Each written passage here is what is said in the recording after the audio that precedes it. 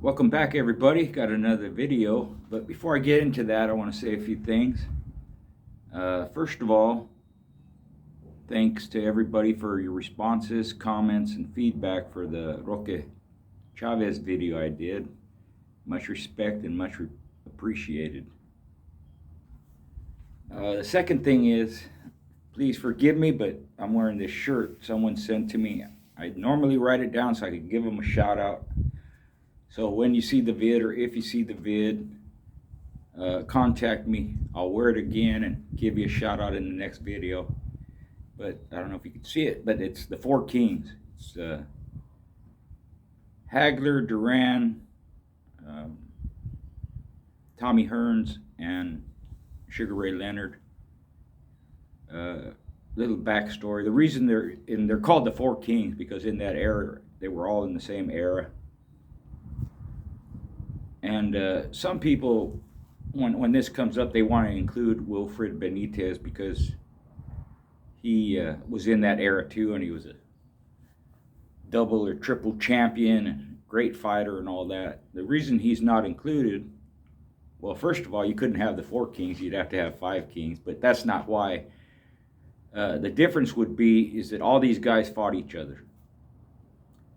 Hagler beat Duran, he beat Hearns, and he lost to Leonard. Hearns beat Duran, and he lost to Leonard and lost to Hagler. Duran is only one of the four to beat Hagler, one of the other three to beat Hagler, and he lost to beat Leonard. But he also lost to Leonard, he lost to Hagler, and he lost to Hearns. So that's the reason why they're called the Four Kings. These are the only guys during this era that all fought each other. I just want to make that clear because people know I'm a fan of Duran, but I'm a fan of all of them. They were all top-notch guys. They all had their greatness. They all had flaws. They all won and lost. Duran, Leonard, and Hearns were multiple champions. Hagler had a long reign as middleweight champion. He stayed in the middleweight division because that was his division, and that's the way he felt about it. He probably made 12 title defenses.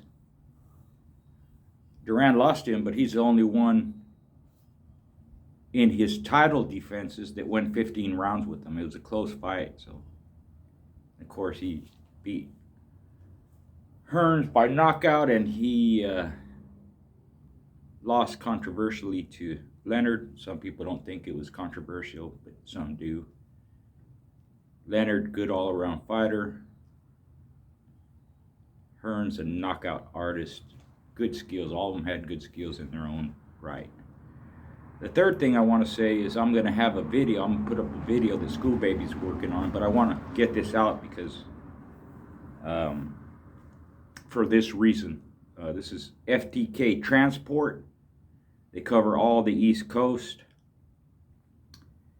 And their next time out is going to be January 10th, but for some reason, if the video doesn't come out, it'll give you enough time to prepare for that January 10th date that they're leaving out on. I just wanted to mention it here. You can contact them, call them, or text them at 863-969-7931. And they've been doing this a long time. They've been in business since 2017. But I'll have a video out, whether it comes with, I'm going to try and get School Baby to speak on it and stuff. She has a nice voice and people respond. But they're a solid business, and I've never heard any complaints, so I'm going to give them their accolades, and I'm going to support them. And I appreciate your donation of giving me all the information so that I can put it out there. Not donation, the whatever it's called. Anyways, sorry about that, but I just wanted to put that out there to make sure it's out there. January 10th is their next time going out. They cover all the East Coast. Contact them at 863-969-7931. And like I said, they've been in business a while. So this video came about because recently, and not just recently, but throughout the history of the breed, dogs that bite or are human aggressive always is a topic. So this is going to be observations of human aggressive dogs, why dogs bite. Sometimes a dog isn't a man-eater or a man-biter, like we call them, for the reason being that they bite. There's different reasons. And in this video, I'm going to go through particular dogs, just observations and experience with them on my own, rather than make it a general term, why they bite, what triggers them, this and that. These are just, it's a little different because it's going to be on specific dogs. So a friend of mine gave me some dogs that he got from Bobby Hall, heavy Bully Son bred dogs. Most of them would bite you, and they bite you under different circumstances. Sometimes for a reason, sometimes for no reason. But the sire to these pups I'm going to mention, he would bite you if he didn't like what you were doing or he wanted to do something. Now a lot of these dogs have dual personalities, it seems like, you know. And their temperament can change from one second to the next. But if you learn to read the dogs and you understand why they're doing what they're doing, then you can protect yourself against it.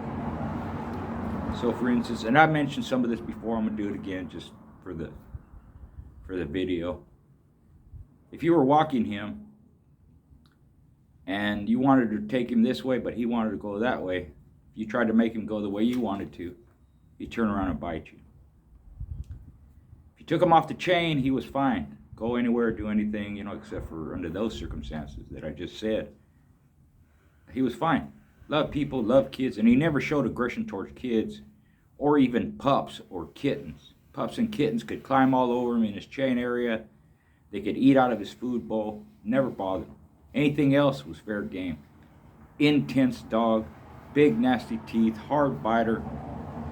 I never did nothing with him, but I did look at him for about 25 minutes, and he was 20 or 25 minutes, something like that. He was the Bully Son dog, intense and strong, short, squatty, thick, like that. I didn't know how to do AI then, so I never got him bred.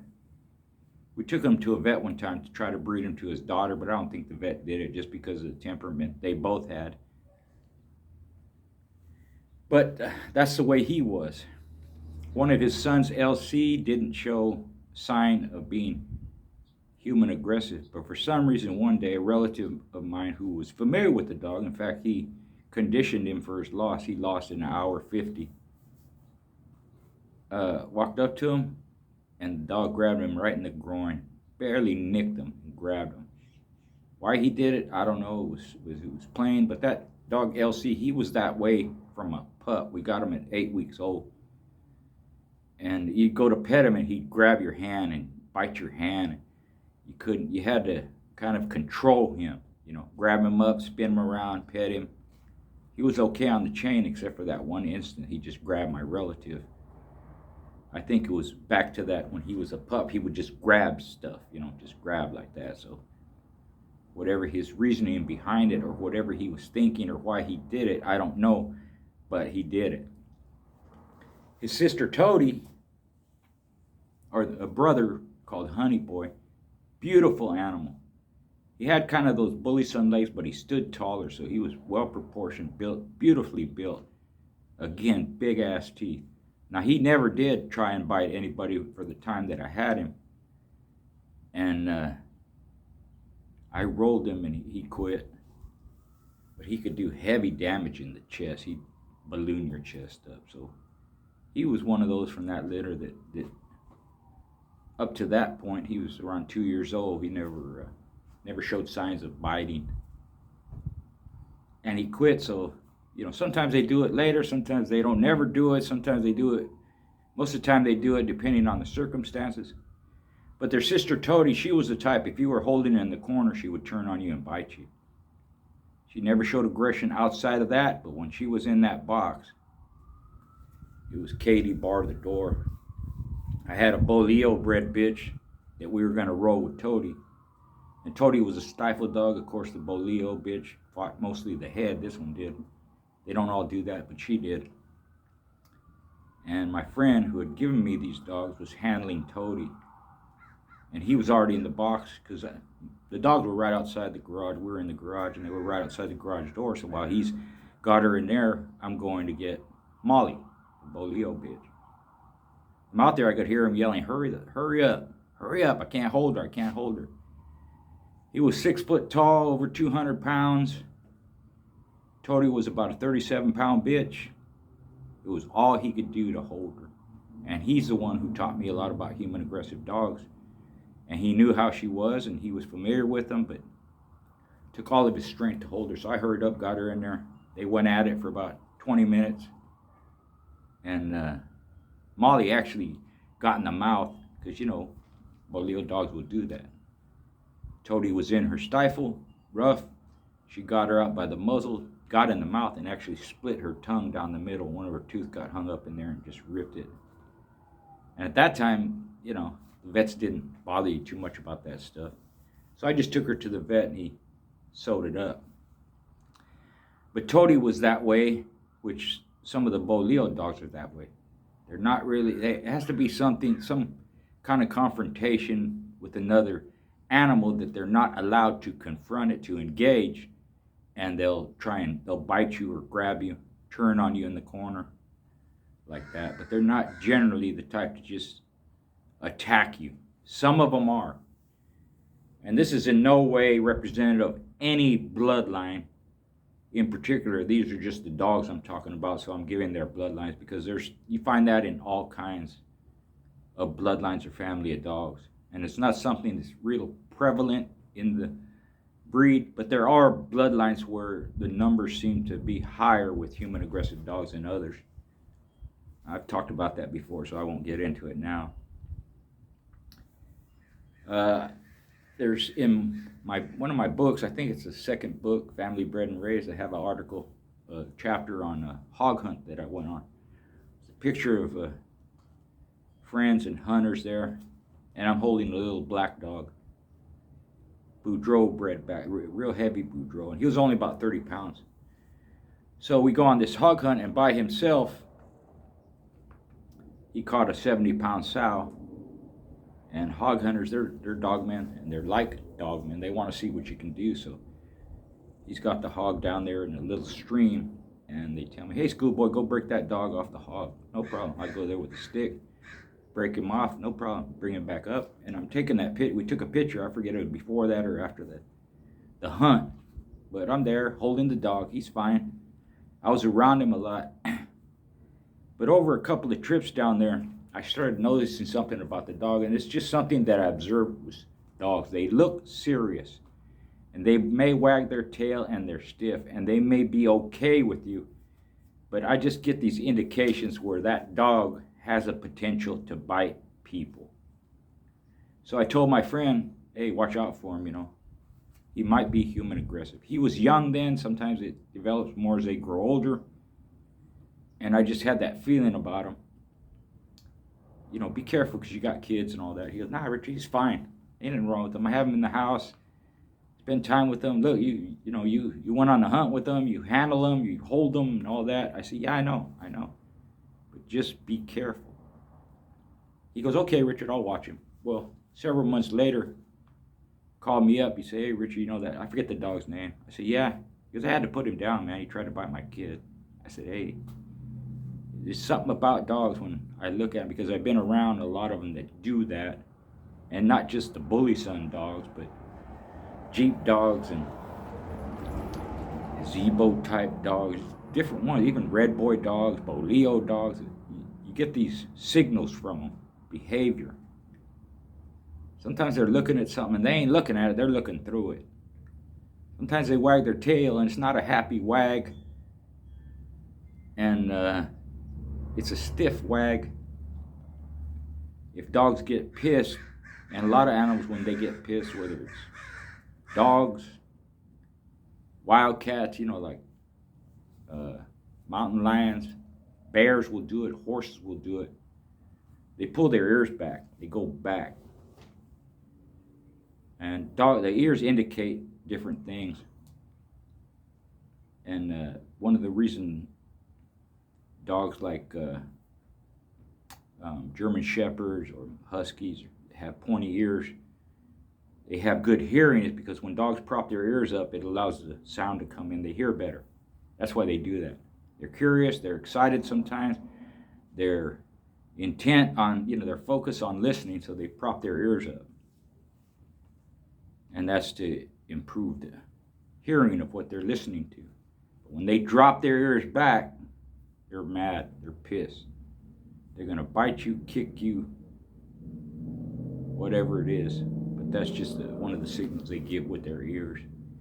And if a pit bull does that, be careful. And usually they're vocal too. They have a low guttural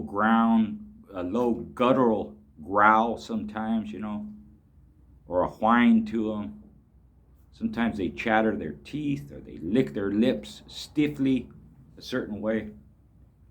Body tightens up. It's different signals. So he had to put that Boudreaux dog down. I was right about him. It just, like I said, it's something I see. There's another dog that I had on my yard for a while. I was just taking care of him and his half-brother, a dog named Black Ice. I forget his half-brother's name. But I had him in the yard. Spent time with him. Never a problem.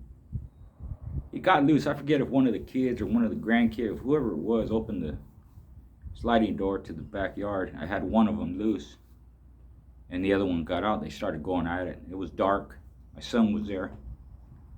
He said, "Hey, Dad, they're getting into it." I said, "Don't turn the light on." It was nighttime. Just leave the light off. I said, "Just let them go. They're all right, See if we can handle it." So we let them go for a little bit. They weren't letting go. So I told my son, go get a hammer from the garage. "Well, you can knock them in the head." I said, "No, go get a hammer," because I didn't have no breaking sticks. I was just holding them for my friend. I didn't have nothing. And I said, "No, I'm not going to knock him in the head. Go get a hammer." Right? So, okay. Comes back. I said, "Just cool. Just hold that dog. I'll hold Black Ice." And I just used the hammer like a breaking stick, even though it's thick, pried it in there. I've used all kinds of stuff. I've used hammers, hammer handles, sticks, twigs, butter knives, screwdrivers, regular breaking sticks. If you practice enough, you can break dogs off, because especially if they a little bit tired or they've been going at it a little bit, it's harder to break them with something else other than the breaking stick when they're real intense and it's early and whatever they're doing, the time hasn't gone on that long. But I'm not the type to stick it in there and pry it open and work it in. And if it's wood, it splinters. If it's plastic, it splinters. If it's something harder, you could break their teeth and snap their teeth. So I just, you got to be calm and they're not going to kill each other unless they are, and then you can't do nothing about it. But generally, they're going to go sometime. It's not that big of a deal. They don't hurt themselves that much sometimes, most of the time, So you have time. You just got to be in control, be patient. Whatever it is you have, you can work it in there. And I usually wait, I'll hold them and I'll allow them to go for a better hole, especially if they're not deep in a hole. And that's when I slip whatever I'm using as a breaking stick or a breaking stick, slip it in their mouth. Then it's just a matter of pressing down, and maybe you have to twist a little bit, but you're not going to break their teeth, and just pull them out that way. So people, I've been at dog shows, people panic, they run over there, and oh, get this and that, and people yelling, hey, hey, hey, these are confirmation dog shows, And they get all worked up. What for? Some of these guys were experienced. You're getting all worked up over something that you've seen 100 times. It's not a big deal, man. Just calm down. Do what you can. Get them off. Maybe it takes a minute. Maybe it takes 5 minutes. Maybe it takes 10 minutes before you can get them loose. That's okay. So you have to teach yourself to remain calm. And even if you're getting bit or getting attacked by a dog, I know it's hard. You feel that fear. I felt it too. Your stomach and shiver, all that stuff. But you have to show control, and you have to deal with the situation. For me, when a dog bites me, we're in a fight. I'm going to do whatever I got to do to stop them. But in yard accidents, don't panic. Even if you're being attacked, don't panic. Be in control. Whatever you got to do to get them off. And sometimes, unfortunately, it takes a while. There's tons of dogmen that have the scars to prove that. But they controlled the situation, got the dog off. Sometimes there's someone there to help you, sometimes not. So you got to have it kind of in your mind. What are you going to do if you're alone and this dog turns on you or bites you or whatever the situation? Sometimes you redirect and they'll stop. Show them something else. Or they're latched onto your arm. Sometimes if it's in your own yard, you go over there close to another dog. Let the other dog grab them. They'll probably let go of you and go to the other dog. So there's different scenarios you can think about and in your mind before they happen. And that way you'll have a way of thinking of what to do after the initial shock and then handle the situation. So I got the dogs broke off with the hammer handle, and then we were taking Black Ice to Texas, I think, deliver him there. He ended up being a 2-time winner. He had won one when my buddy got him, and then he won one after that. The half brother that he got into it with became a 1-time winner. But we're on our way to Texas. We stop at a rest stop, let the dogs out piss, let's go to the bathroom and let them walk around, get their legs under them. It was quite a ways down the road. So my buddy told me, take Black Ice and go, do his thing. Yeah, no problem. So I put the lead on his collar, take him out. We walked by the vehicle, and the vehicle was dark, but it was shiny. And he saw his reflection in the paint of the vehicle, and I saw that look in his eye and that motion of his body, that whatever, and he immediately turned and tried to grab me. And I was quick. In those days I was quick, but I snatched him up. And I don't even know if I took him out to piss. I just put him up, because once they get worked up, sometimes it takes a while for them to settle down. So I told my buddy, you take him out. I ain't taking this dog out. Try to bite me, But he didn't bite me because of that experience. I saw what he was going to do, and I just grabbed him real quick. Boom! It was up in the air. Put him back in the crate. Let him settle down. My buddy took him out, walked him out. But he had never shown that. He'd been around my grandkids when they were tiny.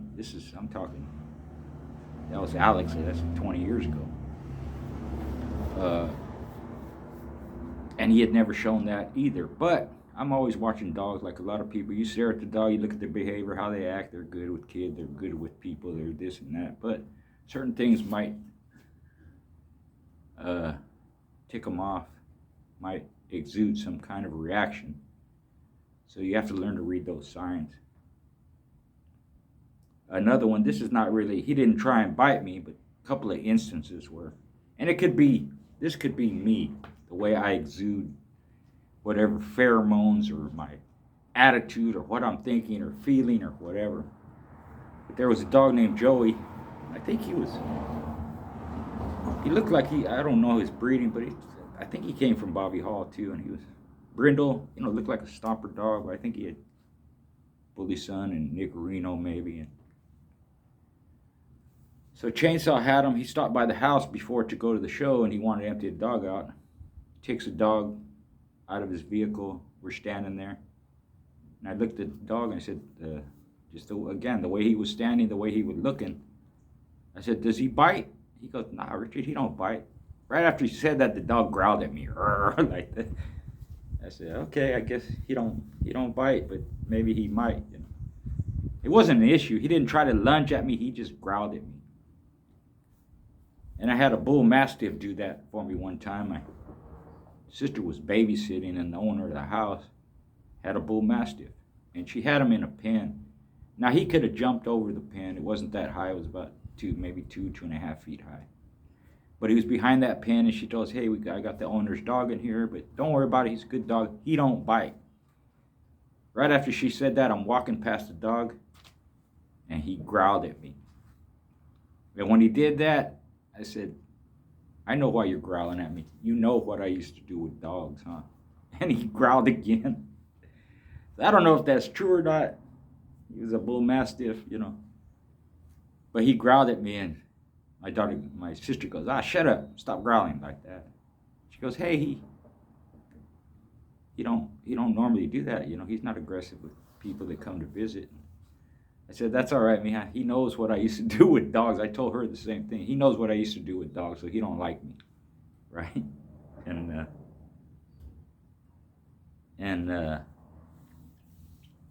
that's just in my own head, but some dogs react that way. It could have been what I'm exuding, like I said. Could have been, but I just look at dogs some ways, and for some reason, I don't like their behavior, even before they show a lot of it. The last thing I'm going to talk about, and this, a lot of people know this happens too. Dogs react to strangers, sometimes family members, sometimes friends. They react negatively towards them for specific reasons to the dog. You may not know the reason, but they have a reason.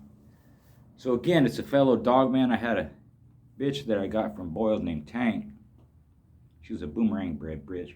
And we kept her inside a lot of time, get her used to the family and all. She's good with the kid, real motherly and lovey and all like that. And I had her in a kennel, sky kennel, in the house in the front room.